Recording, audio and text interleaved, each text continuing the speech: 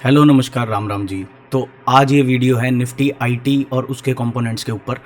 फटाफट पहले technical levels को डिस्कस करेंगे। फंडामेंटल्स में जाने का कोई बहुत ज़्यादा ज़रूरत नहीं है क्योंकि आईटी सेक्टर की कंपनीज सबसे ही फेमिलियर होंगी। एक बार ही डिस्कस कर लेते हैं निफ्टी आईटी के अंदर कौन कौन सी आईटी कंपनीज हैं। टीसीएस है, इन्फोसिस है, एचसीएल टेक्नोलॉजीज है, विप्रो है, टेक महिंद्रा है, एलटीआई माइंडट्री है, परसिस्टेंट सिस्टम्स है, ओरेकल फिनसर्व है, कोफोर्ज है, एम्फोसिस है।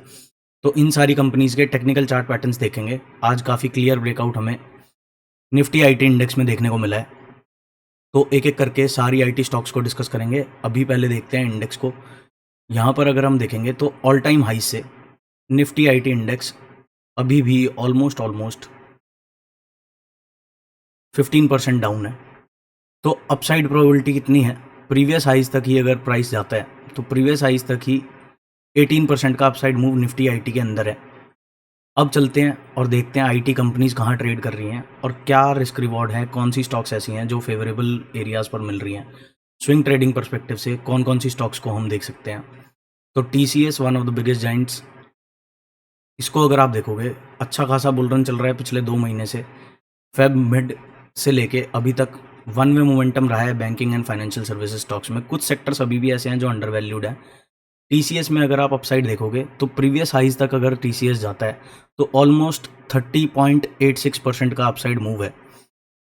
बट ये अपसाइड मूव कंफर्म कैसे होगा?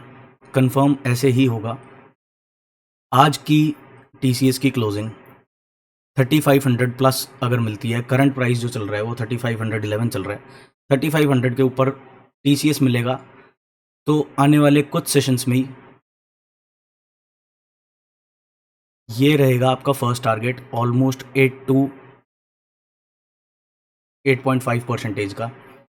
नेक्स्ट टारगेट अगर हम प्रोजेक्ट करें तो जो इजी टारगेट रहेगा वीकली टाइम फ्रेम पे, अगर हमें चाहिए कि आई टीसीएस बुलिश हो जाए तो 4100 का लेवल निकालना पड़ेगा। 4100 तक जाने के लिए अभी यहाँ पर स्पेस है ऑलमोस्ट 16% की। और अगर हम यहाँ पर स्टॉप लॉस की बात करेंगे कि स्टॉप लॉस कितना रखना चाहिए यहाँ पर, अगर ट्रेडिंग परस्पेक्टिव से देख रहे हैं, वैसे तो स्विंग ट्रेडिंग में आपको स्टॉप लॉस की ज़रूरत नहीं है। हाई कन्विक्शन ट्रेड्स लो, अच्छे टाइमिंग पे एंट्रीज करो तो काफ़ी अच्छा मोमेंटम मिलता है बिना स्टॉप लॉस के डर के। बट फिर भी एक बार डिस्कस कर लेते हैं कि कितना स्टॉप लॉस बनता है अगर हम इसको कैश में बाय करते हैं। तो कितने परसेंटेज का स्टॉप लॉस बनेगा और कितने परसेंटेज का फर्स्ट टीपी बनेगा? प्रीवियस कैंडल के लो के नीचे कहीं आप स्टॉप लॉस रख सकते हो। तो 3.8% का इसमें स्टॉप लॉस है और ऑलमोस्ट 9% का इसमें फर्स्ट टारगेट है। तो 1:3 का ट्रेड ये बाय डिफ़ॉल्ट ही है टीसीएस का। काफ़ी अच्छी वैल्यूएशन पे मिल रहा है। टीसीएस के बारे में जिन लोगों को नहीं पता है वो ट्रेंड लाइन पर जाके या स्क्रीनर पे जाके इसके फंडामेंटल्स देख सकते हैं। कंपनी को अगर आप देखोगे तो बहुत अच्छी कंपनी है, फेयरली वैल्यूड है और मोमेंटम स्कोर इसका इंप्रूव करता जाएगा। स्ट्रेंथ और वीकनेस की बात करें तो 13 स्ट्रेंथ्स हैं, 5 वीकनेसेस हैं। मार्केट कैप की बात करेंगे तो मार्केट लीडर है और जो पीई है वो अबव इंडस्ट्री मीडियन है। बट इस चीज़ का कोई बहुत ज़्यादा रिलेशन आईटी कंपनीज़ में नहीं है क्योंकि लो पीई पे आईटी कंपनी को ट्रेड करना थोड़ा मुश्किल रहता है। फाइनेंशियल्स अगर आप देखोगे इनके कंसोलिडेटेड देखेंगे ईयरली रिजल्ट्स देखते हैं एक बारी, एनुअल रिजल्ट्स कंसोलिडेटेड। तो नेट प्रॉफिट अगर आप देखते हो तो नेट प्रॉफिट एवर इंक्रीजिंग है। 2015 से अगर आप देखोगे 2015 से लेके 19,000 करोड़ का जो नेट प्रॉफिट था वो 48,000 करोड़ पे पहुंच चुका है। तो काफ़ी अच्छी कंपनी है और चार्ट वाइज प्राइस वाइज आपको काफ़ी अंडर वैल्यूड एरिया पे मिल रही है। नेक्स्ट कंपनी को देख लेते हैं ओएफएसएस। ओएफएसएस में भी टीसीएस के कंपैरिजन में ओएफएसएस ज़्यादा बढ़िया लग रहा है क्योंकि इसने काफ़ी अच्छी एक रेंज कंसोलिडेशन करके ब्रेकआउट दिया है और हायर लेवल्स पे सस्टेन हो रहा है। तो यहाँ पर अगर आप देखोगे तो अपसाइड पोटेंशियल प्रीवियस हाइज तक ओएफएसएस में कितना बनता है और कितना स्टॉप लॉस बनता है। यहाँ पर जो स्टॉक थोड़ा मूव कर जाती है उसमें आपको पुल बैक का हल्का सा वेट करना चाहिए। इसमें आपका स्टॉप लॉस रहेगा समवेयर अराउंड 9350, और प्रीवियस हाइज तक का अगर आप टारगेट रखोगे तो इसमें भी ऑलमोस्ट 33% की अपसाइड है। काफ़ी अच्छे एरिया पे मिल रहा है, काफ़ी अच्छा स्ट्रक्चर इसने बनाया हुआ है। एक अच्छे खासे डाउन ट्रेंड के बाद साइडवेज कंसोलिडेशन देके ब्रेकआउट करके और कंफर्म कर दिया इसने इस मूव को। नेक्स्ट देख लेते हैं HCL टेक्नोलॉजीज़। सब में सिमिलर स्ट्रक्चर है, पूरा सेक्टर साथ में ही चलेगा। एक आध कंपनीज ऐसी हो सकती हैं जो थोड़ी पीछे रह जाएं, वरना पूरा सेक्टर साथ में चलेगा।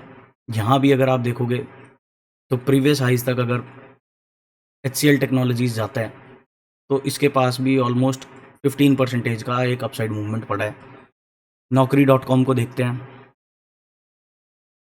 नौकरी मेरे ख्याल से IT इंडेक्स का पार्ट नहीं है शायद।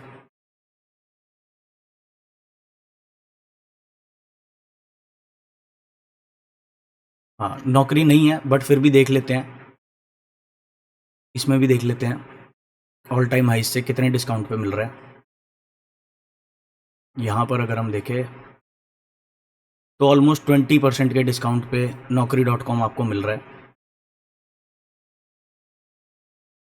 बट अगर आप IT स्टॉक्स पहले होल्ड नहीं करते हो तो सबसे बढ़िया पिक्स आपके लिए रहेंगी TCS, HCL, OFSS, कोफोर्ज को भी आप कंसिडर कर सकते हो।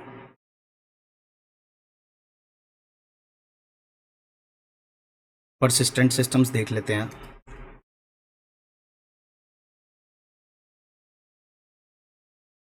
परसिस्टेंट सिस्टम्स ने भी काफ़ी अच्छा एक स्ट्रक्चर बनाया हुआ है।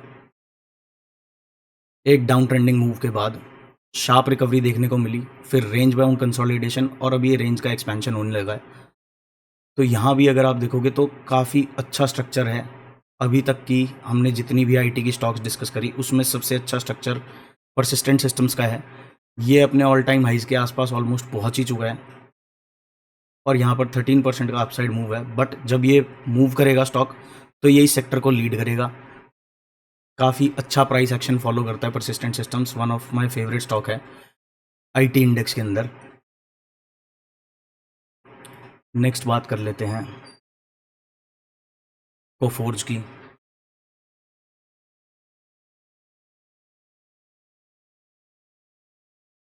कोफोर्ज ने भी काफ़ी अच्छा मूवमेंट दिखाया है, काफ़ी बुलिश स्ट्रक्चर है, ऑल टाइम हाइज के आसपास पहुंच ही चुका है।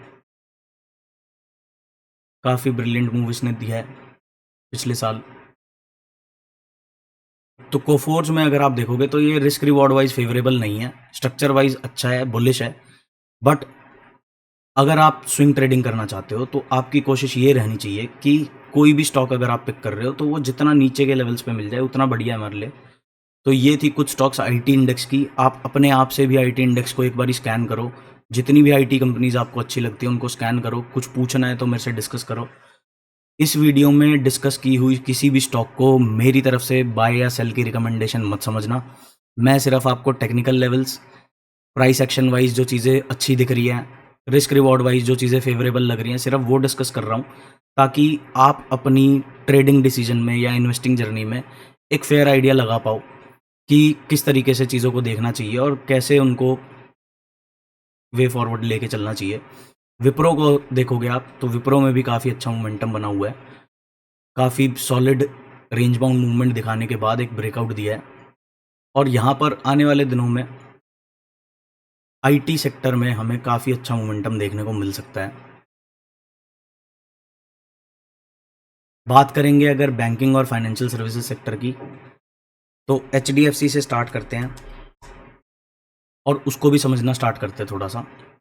Next video will be on banking and financial services sector. अब यहाँ पर आप देखोगे तो ये सेक्टर ऐसा है कि जिसने एक नया हाई लगा दिया है। पूरे ये सेक्टर लीडर है, इसलिए हम इस स्टॉक को डिस्कस करके सेक्टर की बात कर रहे हैं, क्योंकि सेक्टर लीडर से आपको पूरे सेक्टर की एक पिक्चर क्लियर हो जाती है कि कहाँ चल रहा है, क्या चल रहा है।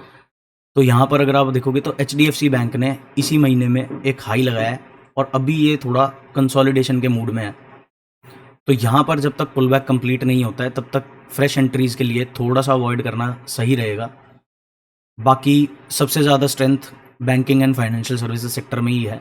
अंडर वैल्यूड जो हैं वो IT है, मेटल है और भी कुछ सेक्टर्स हैं। आने वाले दिनों में सबके बारे में डिस्कस करेंगे। मिलते हैं नेक्स्ट वीडियो में। बाय बाय, जय श्री राम।